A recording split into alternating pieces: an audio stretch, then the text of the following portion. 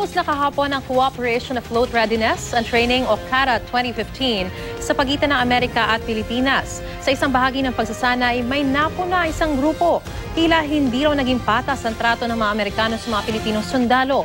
Mga peking baril daw kasi ang pinagamit sa mga Pinoy habang totoong baril ang sa mga Amerikano. Ang mainit na balita hatid ni Ian Cruz.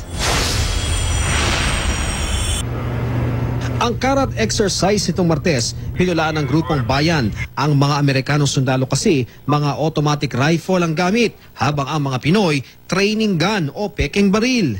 Nakakabahala at nakakahiya raw ang ginawa sa mga Pinoy na pagpapakita raw na hindi patas ang relasyon ng Pilipinas at Amerika.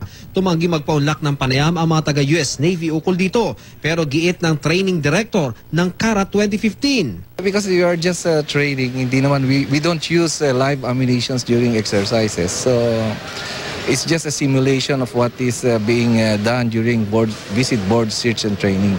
Ayon naman sa Western Command, may ipinatutupad na mahigpit na seguridad ang mga Amerikano sa kanilang barko. Basically, ang tinitest naman doon more of movements. Pero pag yung mga targets na actual targets, of course, live arms ang gagamitin din. Pero sa Combined At-Sea Operations sa Sulusi, totoong baril at bala ang ginamit ng mga barko ng Pilipinas at Amerika. 76mm na Otomilara ang ginamit ng USS Fort Worth. Bullseye ang target. Ang BRP Gregorio del Pilar at BRP Ramon Alcaraz, 56mm ang naval gun. Hindi bullseye pero nasa pool din ang target.